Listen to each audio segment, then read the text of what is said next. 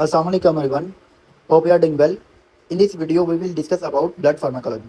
So let's start our topic. देखें, blood pharmacology से पहले हम प्राइमरी और सेकेंडरी हेमोस्टेसिस करते हैं। ठीक है, जनरल कंसेप्ट मैं पहले ये फिजियो में करवा चुका हूँ। आपने अगर आपने डिटेल से करना है तो आपने पहले इसकी फिजियो की वीडियो देख लें, देन उसके बाद आप फार्मा पे आएं। ओके, तो देखें हमारे पास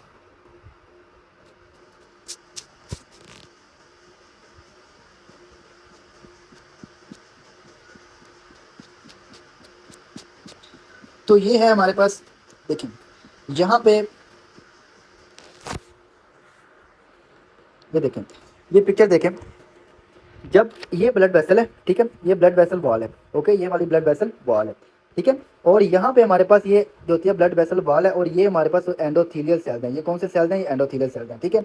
अगर मैं इसको इस तरह बनाऊँ, ये देखें यहाँ पे बनाते हैं, ये देखें ये ब्लड वेसल है, ठीक है, ब्लड वेसल है, और ब्लड वेसल के ऊपर ये एंडोथीलियम लगी हुई है। इसकी क्या लगी हुई? एंडोथीलियम। ओके, एंडोथीलियम लगी हुई है, ठीक है। अब देखें ब्लड वेसल के ऊपर एंडोथीलियम लगी हुई है। जब ब्लड वेसल जो होती है ये डैमेज होता है, ब्लड वेसल का जो होता है वो डैमेज होता है। तो देखें ब्लड वेसल का डैमेज हुआ, ये देखें यहाँ से ब्लड वेसल जो है वो डैमेज होगी, एंडोथीलियम इसकी डैमेज होगी है। अब नीचे जो होती है इसके सब एंडोथीलियल कोलेजन होती है। ये क्या होती है? ये सब एंडोथीलियल कोलेजन होती है, ठीक है। जैसे ही सबसे पहले ब्लड वेसल होती है वो डैमेज होती है, तो सबसे जो पहला स्टेप होता है हमारे पास, देखें सबसे जो फर्स्ट स्टेप होता है, ये देखें ब्लड वेसल डैमेज हुई तो ट्रांजिएंट वेजो कंस्ट्रिक्शन होती है विया न्यूरल स्टिमुलेशन से, ठीक है।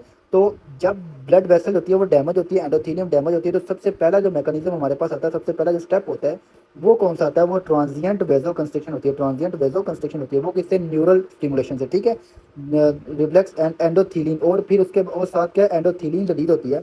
ये जो डैमेज जब डैमेज होती है तो न्यूरल स्टिमुलेशन से सबसे पहले वेजो कंस्ट्रिक्शन होती है, और डैमेज एंडोथीलियम रिलीज करती है एंडोथीलिन। मैं जल्दी से करवाऊंगा इसको, ठीक है, ये क्योंकि पहले हमने किया हुआ एंडोथीलिन। और ये जो एंडोथीलिन होती है ये भी स्मूथ मसल के ऊपर जाकर एक्ट करती है और वेजो कंस्ट्रिक्शन करवाती है, ठीक है।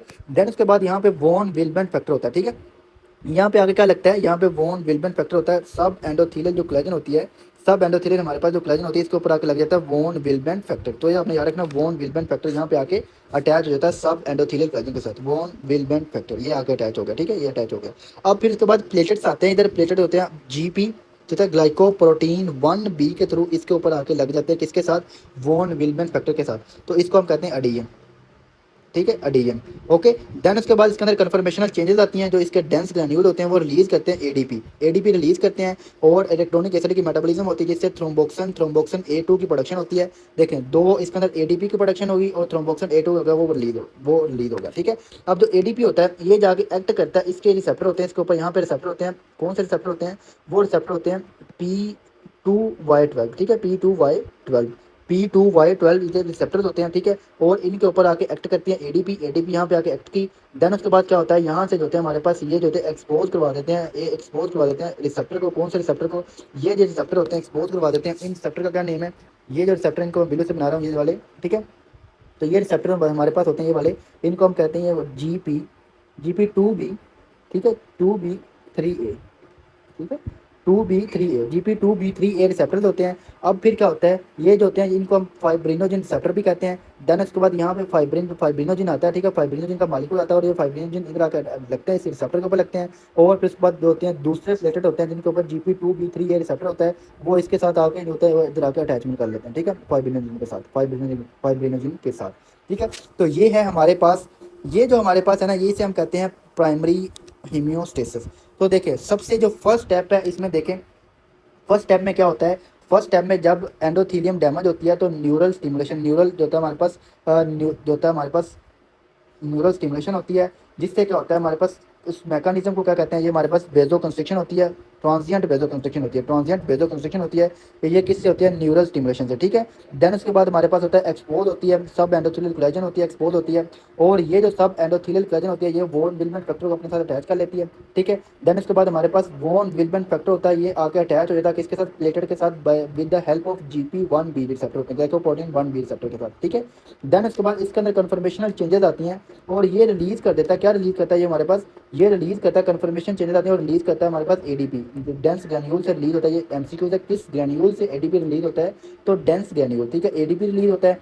और ये इलेक्ट्रॉनिक एसिड की मेटाबॉलिज्म होती है, वो होते हैं वो प्रोडक्शन करते हैं थ्रोम्बोक्सिन A2 की, ठीक है। अब एडीपी होता है वो रिसेप्टर पे लगता है, एडीपी रिसेप्टर भी कहते हैं, और इनका दूसरा नेम है P2Y12 रिसेप्टर, इनके ऊपर आगे एक्ट करता है। और ये जो होते हैं ये एक्सपोज, जब एक्टिवेट होते हैं तो ये एक्सपोज करवा देते हैं किसको, GP2B को 3A रिसेप्टर को, ठीक है। और इसके ऊपर आके लग जाती है फाइब्रिनोजन।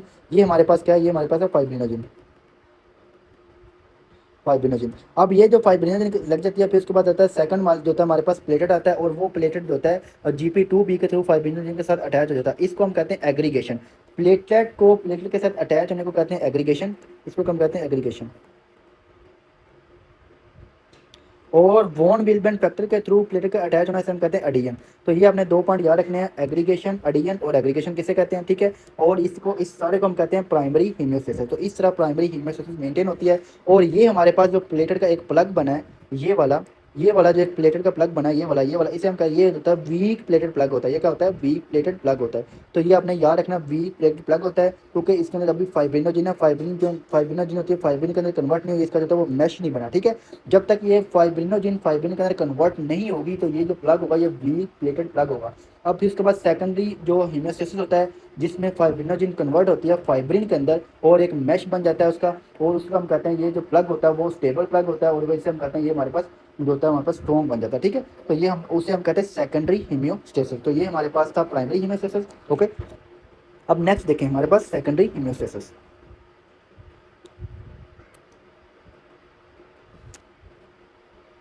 तो सेकेंडरी हीमोस्टेसिस में क्या होता है, सेकेंडरी हीमोस्टेसिस में ये देखें, जनरल से मैं आपको जल्दी से करवा देता हूँ। तो सेकेंडरी हीमोस्टेसिस में अगर देखें जो था हमारे पास कोगुलेशन जो फैक्टर होते हैं वो एक्टिवेट होते हैं। तो हमारे पास 2 पाथवे होते हैं इन एक्स्ट्रा वेस्कुलर, अगर हमारे पास 2 पाथवे होते हैं जो होते हैं हमारे पास, एक होता है, एक पाथवे इंट्रिंसिक पाथवे होता है, एक्सट्रिंसिक पाथवे होता है, एक्सट्रिंसिक पाथवे, ठीक है। जो इंट्रिंसिक पाथवे होता है, इंट्रिंसिक पाथवे होता है जो वाला, अगर सब एंडोथेलियल कोलेजन एक्सपोज होती है तो वो एक्टिवेट कर देता है किसको, फैक्टर 12 को, फिर फैक्टर 12 को 12A में कन्वर्ट कर देता है। और ये फैक्टर 12A होता है, फिर आगे चलता है, ये सारा मैंने आपको करवाया हुआ है, ठीक है। और ये आगे चलता जाता है, फिर कॉमन पाथवे में आता है, जैसे 10 पाथवे 10 को 10A में एक्टिवेट करता है। और देन उसके बाद हमारे पास आ जाता है ये 2 जो होता है, तो फैक्टर 2A प्रोथ्रोम्बिन कन्वर्ट हो जाती है थ्रोम्बिन के अंदर 2A के अंदर, ठीक है। अब ये जो थ्रोम्बिन होती है ये कन्वर्ट करवा देती है फाइब्रिन, जिनको किसके अंदर, फाइब्रिन के अंदर। और ये जो फाइब्रिन होती है ये एक मैश बना देती है अराउंड द प्लग के अराउंड होती है वो मैश बना देती है, ठीक है। यहाँ पे हमारे पास प्लेटेट का ये रिसेप्टर थे, ये रिसेप्टर था जो GP2B था, यहाँ इसके अंदर फाइब्रिनोजन थी, और ये हमारे पास इधर मैश बना देती है, जिससे प्लेटेट का जो प्लग होता है ये स्ट्रॉन्ग प्लग बन जाता है, ठीक है। ये आपने याद रखना है। उसके बाद अगर एक्स्ट्रा वेस्कुलर इंजरी हो जाए, तो टिश्यू फैक्टर रिलीज होते हैं। और ये जो टिश्यू फैक्टर होते हैं, ये जो होते हैं टिश्यू फैक्टर से एक्टिवेट करते हैं फैक्टर 7 को 7A के अंदर, और फैक्टर 7A जो होता है हमारे पास एक्टिवेट करता है फैक्टर 10 को 10A के अंदर। और फिर उसके बाद 10A आगे उसके बाद 2 को 2A के अंदर कन्वर्ट करता है with the help of factor 5, और ये थ्रोम्बिन बनता है। और ये जो होता है थ्रोम्बिन कन्वर्ट कर देता है फाइब्रिनोजिन को फाइब्रिन के अंदर, ठीक है। फैक्टर 1 को फैक्टर एक्टिव फॉर्म है, ठीक है। और ये प्लेटेड प्लग बनाती हैं, ठीक है। तो ये आपने यहाँ पे आपने याद रखना जनरल से कंसेप्ट, ओके। अब जो है हम अपनी जो है फार्मा की तरफ आते हैं, ठीक है। तो सबसे जो पहली ड्रग है वो कौन सी ड्रग है, वो हम ड्रग करेंगे हेपरिन, ओके। सबसे जो फर्स्ट ड्रग है वो हेपरिन करेंगे। तो देखें जो हेपरिन होती है, हेपरिन, तो हेपरिन होती है ये वाली, हमारे पास इसकी हाफ लाइफ होती है, वो शार्टर हाफ लाइफ होती है। सबसे पहला पॉइंट इसकी शार्टर हाफ लाइफ होती है, ठीक है, शार्टर हाफ लाइफ होती है। उसके बाद जो हेपरिन होती है ये किसको इनएक्टिवेट करती है, तो हेपरिन हमारे पास जो होती है ना इनएक्टिवेट करती है जो इंट्रिंसिक पाथवे होता है ना, इंट्रिंसिक पाथवे जिसमें फैक्टर 12 होता है, फैक्टर 12 होता है, 11 होता है, 9 होता है, ठीक है, 11 9 होता है। और उसके बाद हमारे पास फैक्टर 8 होता है, और फिर उसके बाद हमारे पास फैक्टर 9 8 और फैक्टर 10, और ये कॉमन पाथवे है। ये आगे कॉमन पाथवे स्टार्ट करें फैक्टर 10 और 2 को, ठीक है। फैक्टर 10 को 10A और 2 को, ये सारे A हमारे पास होते हैं, ठीक है, इनको एक्टिवेट कर दिया। तो ये जो होता है ना हमारे पास जो जो हेपरिन होती है ये किन को इनएक्टिवेट करती है, ये प्रोडक्शन को इनहिबिट नहीं कर रही। जो फैक्टर्स होते हैं, जो इंट्रिंसिक पाथवे के जो फैक्टर होते हैं फैक्टर 12 11 9 और 8 को इनएक्टिवेट करती है, और कॉमन पाथवे के फैक्टर 10 और फैक्टर 2 को इनएक्टिवेट करती है। मेनली फैक्टर 2 और फैक्टर जो होता है 10 के ऊपर एक्ट करती है और इनको इनएक्टिवेट करती है। और ये किसके थ्रू करती है, ये जो होती है ना हमारे पास, ये करती है एंटी थ्रोम्बिन 3, किसके थ्रू, एंटी थ्रोम्बिन 3 को एक्टिवेट करती है। ये जो ड्रग होती है हेपरिन, जो ड्रग होती है एंटी थ्रोम्बिन 3 को एक्टिवेट करती है। और ये जो एंटी थ्रोम्बिन 3 होती है ये जाके इन जो फैक्टर के ऊपर एक्ट करती है और इनको इनएक्टिवेट कर देती है, ठीक है, इनको इनएक्टिवेट कर देती है, ओके। तो ये था इसका मैकेनिज्म। अब देखें इसका मैकेनिज्म हो गया। उसके बाद देखें इसके जो होते हैं यूजर्स क्या होते हैं। इसके यूजर्स क्या होते हैं, इसकी हाफ लाइफ होती है वो शॉर्टर होती है, और फैक्टर जो होती है मेनली फैक्टर 2A को और फैक्टर 10A को इनएक्टिवेट करती है किसी with the help of antithrombin से, ठीक है। एंटी थ्रोम्बन जो होती है वो एक्टिवेट होती है और इनको जाके इनएक्टिवेट कर देती है। ओके, अब उसके बाद देखें इसका जो क्लिनिकल यूज़ क्या होते हैं, इमीडिएट जब एक्शन चाहिए होता है ना हमें, तो हम हेपरिन देते हैं, ठीक है। एंटी कोगुलेशन के तौर पे इसको यूज़ करते हैं। अगर किसी को पल्मरी एम्बोलिज्म होगा, ठीक है, हमारा डायग्नोज बन गया इसको पल्मरी एम्बोलिज्म है, तो हम जो ड्रग देते हैं वो कौन सी हेपरिन देते हैं। हेपरिन देते हैं, अक्यूट कोरोनरी सिंड्रोम है, ठीक है, उसको MI है, उसमें हम दे रहे होते हैं इसको हेपरिन दे रहे होते हैं ताकि प्रिवेंट किया जा सके उसको, ठीक है। MI के अंदर, ठीक है, उसको जो होती है ब्लड सप्लाई जो होती है उसको, जो हमारे पास क्लॉट बन रहा है उसको जो होती है उसकी प्रोडक्शन को प्रिवेंट किया जाए। और उसके बाद वेनस DVT में इसको यूज़ करते हैं, ठीक है। और ये प्रेगनेंसी के अंदर सेफर ड्रग होती है, क्यों, क्योंकि ये प्लेसेंटा को क्रॉस नहीं करती, ठीक है। तो ये पॉइंट आपने याद रखना, इसका क्लिनिकल यूज़ है। इसका क्लिनिकल यूज़ आपको कोई भी नहीं पूछेगा, ठीक है। इसका जो आपको आपसे पूछेंगे इसकी कॉम्प्लिकेशन क्या होती है, इसके साइड इफेक्ट क्या होते हैं, और इसकी जो होती है वो एक्शन क्या होता है, ठीक है। तो ये चीज़ें एग्जामिनर आपसे पूछेगा, ठीक है। तो अब आपने याद रखना है इसके अंदर पल्मरी एम्बोलिज्म में देते हैं, अक्यूट कोरोनरी सिंड्रोम में, MI वगैरह में, ठीक है। और इसके बाद प्रेगनेंसी के अंदर, तो ये भी हमसे क्यों था कि प्रेगनेंसी के अंदर एंटी कोगुलेंट कौन सी ड्रग है जो सेफर ड्रग है, तो वो हमारे पास जो होती है वो हेपरिन है, ठीक है। हेपरिन जो होती है वो सेफर ड्रग है। और इसको मॉनिटर किस तरह करते हैं, जो हमारे पास ये एक फैक्टर ये हमारे पास इंट्रिंसिक फैक्टर या एक्सट्रिंसिक फैक्टर है। इंट्रिंसिक फैक्टर में हमारे पास 12, 11, 9 और इसके बाद 8, 9, 8 और इसके बाद इधर से हमारे पास 10 और 2, ठीक है, इधर से 7। तो ये जो हमारे पास पाथवे है ना, ये वाला जो पाथवे है, ठीक है, जो हमारे पास इंट्रिंसिक पाथवे और कॉमन पाथवे को हम किस से मेजर करते हैं, इसको हम मेजर करते हैं PTT से, ठीक है, PTT से, ठीक है, PTT से, ठीक है। तो ये आपने रहना, ये लॉन्गर पाथवे तो इसका PTT से मेजर करते हैं। जो हमारे पास जो एक्सटेंसिक पाथवे है 7 और कॉमन पाथवे 10 और 2 वाला, इसको हम किससे मेजर करते हैं, इसको हम मेजर करते हैं प्रोथ्रोम्बिन टाइम से, PT से, ठीक है। तो ये हमारे पास शार्टर है पाथवे, शार्टर पाथवे, तो इसको हमने 2 है, इसके अंदर 2 आ रहे हैं PT और इसके अंदर 3 आ रहे हैं PTT, ठीक है। तो इसको PTT किसको मेजर करते हैं, किसके लिए होता है हमारे पास, इंट्रिंसिक और कॉमन पाथवे के लिए, और एक्सटेंसिक और कॉमन पाथवे के लिए हमारे पास PT होता है। तो हेपरिन को जो होता है, हेपरिन जो होता है इसको मॉनिटर किससे करते हैं, इसको मॉनिटर करते हैं PTT से, ठीक है, PTT से, ठीक है। तो ये यहाँ तक आपका होगा क्लियर। अब देखें, अब इसके जो एडवर्स इफेक्ट क्या हैं, हेपरिन के एडवर्स इफेक्ट क्या हैं। तो हेपरिन के एडवर्स इफेक्ट क्या होते हैं, तो जब हम हेपरिन दे रहे हैं तो हेपरिन हमारे पास जो सेकेंडरी हीमोस्टेसिस उसको स्टॉप कर देगी। सेकेंडरी हीमोस्टेसिस इसकी वजह से नहीं हो रही, ठीक है। इसकी वजह से जो हमारे पास कोagulation फैक्टर्स होते हैं वो जो होते हैं वो इनएक्टिवेट हो गए हैं। जब वो इनएक्टिवेट हो गए हैं तो अब अगर प्लेटलेट का जो प्लग है स्टेबल प्लग नहीं बनेगा, जब प्लेटलेट का स्टेबल प्लग नहीं बनेगा तो उसको जो होगी वो ब्लीडिंग होगी, ठीक है, उसको जो होगी ब्लीडिंग होगी। उसका रिस्क क्या होता है, उस पेशेंट को ब्लीडिंग का रिस्क हो सकता है, ठीक है। उसके अलावा हेपरिन इंड्यूस थ्रोम्बोसाइटोपेनिया, तो ये मैं एक्सप्लेन करता हूँ बाद में। उसके अलावा ऑस्टियोपोरोसिस होती है, तो इसके लिए इसी वजह से इसको लॉन्ग टर्म यूज़ नहीं करते, इसको अक्यूटली हम यूज़ करते हैं, ठीक है। और फिर उसके बाद ड्रग ड्रग इंटरेक्शन कर सकती है और टाइप 4 रेनल ट्यूबुलर एसिडोसिस भी कर सकती है। तो ये आपने याद रखना है। इसके जो साइड इफेक्ट आपने मेनली आपने याद रखना है, ब्लीडिंग होती है, ऑस्टियोपोरोसिस और हेपरिन इंड्यूस थ्रोम्बोसाइटोपेनिया, ठीक है। अभी देखें, हेपरिन इंड्यूस थ्रोम्बोसाइटोपेनिया होता है, इसके जो साइड इफेक्ट में जो मेजर साइड इफेक्ट है हमारे पास हेपरिन इंड्यूस थ्रोम्बोसाइटोपेनिया, ठीक है। ये टाइप 1 होता है और टाइप 2 का होता है। जो टाइप 1 होता है ना, टाइप 1, ठीक है, जो टाइप 1 होता है, टाइप 1, ये टाइप 1 है और ये टाइप 2 है। जो टाइप 1 होता है ना, हेपरिन इंड्यूस थ्रोम्बोसाइटोपेनिया, ये क्यों होता है, ये देखें, ये विद इन 2 डेज होता है, ठीक है, with in 2 days of drug, ठीक है। ड्रग जब हम देते हैं तो उसके 2 डेज में होता है, और ये होता है with in after 5 to 10 days, 5 to 10 days में होता है। ये 5 to 10 डेज के 5 डेज के बाद होता है, ठीक है। तो ये 5 to 10 डेज में होता है। ये वाला हमारे पास जो टाइप 1 होता है हेपरिन इंड्यूस थ्रोम्बोसाइटोपेनिया होता है, इसमें वाला प्लेटलेट की डिस्कशन होती है और ये माइल्ड से प्लेटलेट काउंट कम हो जाता है। इसके अंदर मोर देन 1 लाख होता है हमारे पास प्लेटलेट का काउंट होता है, ठीक है। और इसमें कोई भी सिग्निफिकेंट सिम्टम नहीं आते और ये हमारे पास नॉर्मल मैकेनिज्म है, ठीक है। तो ये आपने याद रखना है, ओके। जो टाइप 2 होता है ना, टाइप 2 में क्या होता है, टाइप 2 के अंदर जो होता है हमारे पास हेपरिन इंड्यूस थ्रोम्बोसाइटोपेनिया होता है। इसकी रीजन क्या होती है, ये जब ये प्लेटेट है, ठीक है, प्लेटेट है, प्लेटेट के ऊपर एक रिसेप्टर होता है प्लेटेट फैक्टर 4, प्लेटेट फैक्टर 4, ये है उसके ऊपर प्लेटेट फैक्टर 4, और इसके ऊपर आके लग जाती है हेपरिन, हेपरिन का मॉलिक्यूल इसके ऊपर आके लग जाता है। ये जो हेपरिन का मॉलिक्यूल है इसके ऊपर आके लग जाता है, और फिर क्या होता है, हेपरिन का मॉलिक्यूल इसके ऊपर आके लगता है और हमारी बॉडी होती है इसके जो होती है ये कम्प्लेक्स बनता है और हमारी बॉडी इसके अगेंस्ट एंटीबॉडी की प्रोडक्शन करती है और एंटीबॉडी इसके ऊपर आके इस तरह लग जाती है, ठीक है।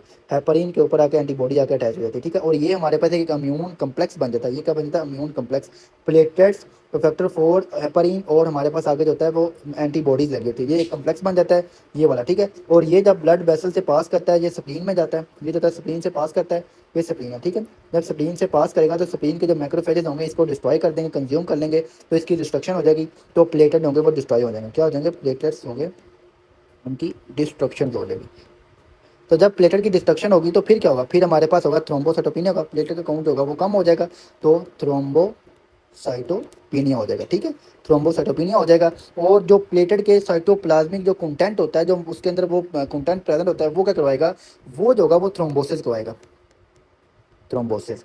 तो देखें दो इसके अंदर कॉम्प्लिकेशन आ रही हैं। ये जो प्लेटेट की डिस्ट्रक्शन हुई, प्लेटेट ये प्लेटेड है, इनके अंदर जो साइटोप्लाज्म है ये रिलीज हुआ, ये साइटोप्लाज्म के जो कंटेंट होते हैं ये क्या करवाते हैं? ये हमारे पास कोगुलेशन जो फैक्टर होते हैं उनको एक्टिवेट करवा देते हैं। किसको? अगर activate coagulation factors and other platelets, ठीक है, उनको एक्टिवेट करवाते हैं। जब उनको एक्टिवेट करवाएंगे तो फिर क्या होगा? जब उनकी एक्टिवेशन हो जाएगी तो फिर उसके बाद ये होगा कि हमारे पास उनको थ्रोम्बोसिस हो जाएगी, ब्लड वेसल के अंदर थ्रोम्बोसिस हो जाएगी, स्मॉल ब्लड वेसल के अंदर थ्रोम्बोसिस फॉर्मेशन हो जाएगी, ठीक है। तो ये पॉइंट आपने याद रखना है कि जो होता है ना हमारे पास हेपरिन इंड्यूस थ्रोम्बोसाइटोपिनिया टाइप 2 होता है, 5-10 डेज में होता है ये वाला। और जो टाइप 1 होता है विद इन 2 डेज में होता है, और इसका प्लेटलेट काउंट होता है वो इतना कम नहीं होता, ठीक है, वो माइल तक कम होता है, मोर देन 1 लाख होते हैं, इसके अंदर बहुत ज़्यादा ड्रॉप करते हैं प्लेटेट्स, ठीक है। और ये हमारे पास एक कम्प्लेक्स बन जाता है, फैक्टर 4 एपरीन आके अटैच होती है, एंटीबॉडी आके अटैच होती है, और ये जब स्प्लीन की तरफ जाती है तो स्प्लीन होती है इसको कंज्यूम करती है, डिस्ट्रक्शन करवाती है, जिससे क्या होता है उसको प्लेटेट का लेवल कम हो जाता है, जिससे उसे हम कहते हैं थ्रोम्बोसाइटोपिनिया हो जाता है, ठीक है, थ्रोम्बोसाइटोपिनिया, ओके। और इसके अलावा जो होती है जो कंटेंट रिलीज होता है वो क्या करवा देता है? वो थ्रोम्बोसिस करवा देता है, ठीक है। तो ये था हमारे पास हेपरिन जो होता है, इसका जो कॉम्प्लिकेशन इसका जो साइड इफेक्ट है वो हेपरिन इंड्यूस थ्रोम्बोसाइटोपिनिया टाइप 2, और ये मोस्ट कॉमन है, ठीक है। ये हमारे पास जो इंपॉर्टेंट जो होता है हमारे पास इंपॉर्टेंट है ये वाला, ठीक है। तो ये पॉइंट आपने याद रखना है। तो अभी हम इनको रीड कर लेते हैं। टाइप 1 जो होता है माइल्ड से प्लेटर का काउंट इसके अंदर ड्रॉप करता है, मोर देन 1 लाख होता है, ओके। और ये ट्रांजिएंट होता है, विद इन 2 डेज में होता है, और प्लेटर्स होते हैं वो ड्रॉप करते हैं, ठीक है, typically occur with in 2 days में ड्रॉप करते हैं, और इसके अंदर कोई हेपरिन एडमिनिस्ट्रेशन की वजह से और इसमें कोई क्लिनिकल इसकी सिग्निफिकेंट नहीं है, ठीक है। और टाइप 2 होता है ये IgG एंटीबॉडीज बन जाती है against heparin bound plated factor 4। तो देखें हेपरिन ये हमारे पास प्लेटेड है, ये जो होते हैं फैक्टर 4 है, और ये हमारे पास आते हैं हेपरिन। तो ये जो कम्प्लेक्स होता है इसके अगेंस्ट एंटीबॉडीज बनती है, ये एंटीबॉडीज आगे अटैच होती है, और ये कौन सी होती है? IgG होती है, IgG एंटीबॉडीज होती है, ठीक है, IgG एंटीबॉडीज होती हैं, ठीक है। That typically occur 5 to 10 days after the heparin administration, heparin के जो होते हैं ड्रग देने के बाद 5 to 10 डेज के बाद होता है, ठीक है। एंटीबॉडी हेपरिन जो होती है हमारे पास, एंटीबॉडी हेपरिन जो होते हैं प्लेटेड फैक्टर 4 कम्प्लेक्स बाइंड करता है एंड एक्टिवेट कर देता है प्लेटेड को, ठीक है। अब क्या होता है? रिमूव होते हैं स्प्लेनिक मैक्रोफेजेस, उनको रिमूव कर देती है, और जब रिमूव करती है तो प्लेटलेट की डिस्ट्रक्शन होती है, उसकी वजह से जो होती हैं प्लेटलेट से जो होती हैं वो कंटेंट रिलीज होता है, वो थ्रोम्बोसिस करवा देते हैं, और प्लेटलेट का काउंट होता है वो कम हो जाता है, जिससे प्लेटलेट काउंट भी कम हो जाता है, वो थ्रोम्बोसिस में भी यूज़ हो जाते हैं, ठीक है। तो ये भी हमें याद रखना पॉइंट, ओके। अब उसके बाद देखें जो होता है ना ये किसके साथ रिस्क ज़्यादा होता है? तो प्लेट जो हेपरिन होती है ना, ये 2 टाइप की होती है हेपरिन, ठीक है। हेपरिन होती है ना हमारे पास, हेपरिन की 2 टाइप होती है, ये अनफ्रैक्शनल हो सकती है, फ्रैक्शनल होती है, या हमारे पास लो मॉलिक्यूलर वेट हेपरिन होती है, ठीक है। तो इसका जो साइड इफेक्ट है वो किसके साथ है? वो अनफ्रैक्शनल हेपरिन के साथ होता है, मोस्ट कॉमनली जो होता है किसके साथ होता है? अनफ्रैक्शनल हेपरिन के साथ, ठीक है। लो मॉलिक्यूलर वेट के हेपरिन के साथ थ्रोम्बो जो होता है ना जो होता है हेपरिन इंड्यूस थ्रोम्बोसाइटोपिनिया होता है वो लेस कॉमन होता है। तो ये पॉइंट आपने याद रखना है, ठीक है। तो ये पॉइंट आपने याद रखना है, ओके। उसके बाद देखें ट्रीटमेंट इसका क्या करना होता है? हमने डिसकंटिन्यू कर देना होता है हेपरिन को। अगर किसी को हेपरिन इंड्यूस थ्रोम्बोसाइटोपिनिया हो जाए तो उसको डिसकंटिन्यू करो, ठीक है, डिसकंटिन्यू करो हेपरिन को। और अल्टरनेटिव जो होती है हमारे पास एंटी कोगुलेंट आप स्टार्ट कर दो। अल्टरनेट में आप कौन सी स्टार्ट कर सकते हैं? तो आप अर्गेट्रोबेन स्टार्ट कर सकते हैं। कौन सी? अर्गेट्रोबेन, ठीक है, अर्गेट्रोबेन स्टार्ट कर सकते हो। तो ये भी आपको एक्सप्लेन करता हूँ, अर्गेट्रोबेन, ठीक है, अर्गेट्रोबेन, ओके। और फंडोपेरिनेक्स होती है safe to use, does not interact with platelet factor 4 के साथ इंटरेक्ट नहीं करती। तो आप जो होती है प्लेटेड फैक्टर जो फंडोपेरिनेक्स भी यूज़ कर सकते हैं, फंडोपेरिनेक्स यूज़ कर सकते हैं। अगर किसी को रिस्क है कि इसको हेपरिन इंड्यूस थ्रोम्बोसाइटोपिनिया हो जाएगा, ठीक है, तो आप पहले से उसको फंडोपेरिनेक्स यूज़ कर सकते हैं। अगर उसको हो गया हेपरिन इंड्यूस थ्रोम्बोसाइटोपिनिया हो गया, ठीक है, ओके। तो फिर आपने क्या यूज़ करना होता है? फिर आपने जो होता है उसको स्टॉप करके ड्रग को अर्गेट्रोबेन यूज़ करते हैं, अर्गेट्रोबेन यूज़ करते हैं। तो देखें अर्गेट्रोबेन देख रहे हैं, अर्गेट्रोबेन आप यूज़ करते हैं, ठीक है। तो अर्गेट्रोबेन जो हमारे पास ड्रग है, ये देखें ये वाली जो हमारे पास ड्रग होती है, ये फैक्टर 2A जो डायरेक्ट फैक्टर 2A इनहिबिटर होती है, जो फैक्टर 2A इनहिबिटर होती है, ये अर्गेट्रोबेन है। तो ये हम यूज़ करते हैं, ये हम नेक्स्ट वीडियो में इसको करेंगे, ठीक है। तो ये आपने पॉइंट याद रखना है। उसके बाद इसके बाद देखें जी, इससे कुछ पॉइंट्स हैं, इंपॉर्टेंट पॉइंट्स इसके देखें। जो लो मॉलिक्यूलर वेट हेपरिन होती है ना, लो मॉलिक्यूलर वेट हेपरिन होती है, ये मेनली एक्ट करती है फैक्टर 10 को, ठीक है, मेनली जो फैक्टर 10 ए को इनिबिट करती है। फंडोपेरनेक्स होती है जो जो जस्ट सिर्फ फैक्टर 10 को इनिबिट करती है, ठीक है।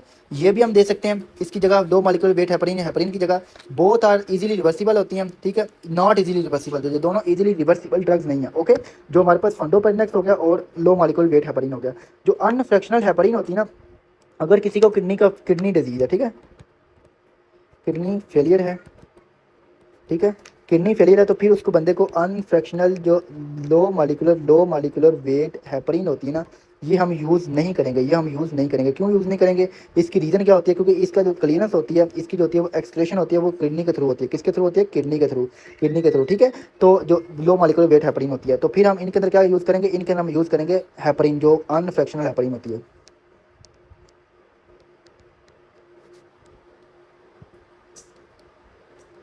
ठीक है। इसकी जो एक्सक्रेशन होती है वो थ्रू लीवर होती है, ठीक है, बाइल के थ्रू इसकी एक्सक्रेशन होती है, ठीक है। तो ये पॉइंट आपने याद रखना है। तो अगर किसी को किडनी फेलियर वाला पेशेंट है तो उसको लो मॉलिक्यूलर वेट हेपरिन नहीं देते। लो मॉलिक्यूलर वेट हेपरिन जो होता है फिर उसको हम अनफ्रैक्शनल हेपरिन देंगे। जो बेटर टॉलरेटेड, वैसे हम ड्रग की बात करें, ठीक है, तो वो हमारे पास अनफ्रैक्शनल हेपरिन है, जिसके साइड इफेक्ट जो है वो कम है, ठीक है। तो ये पॉइंट्स आपने याद रखने, ओके। तो ये था हमारे पास आज का टॉपिक हेपरिन।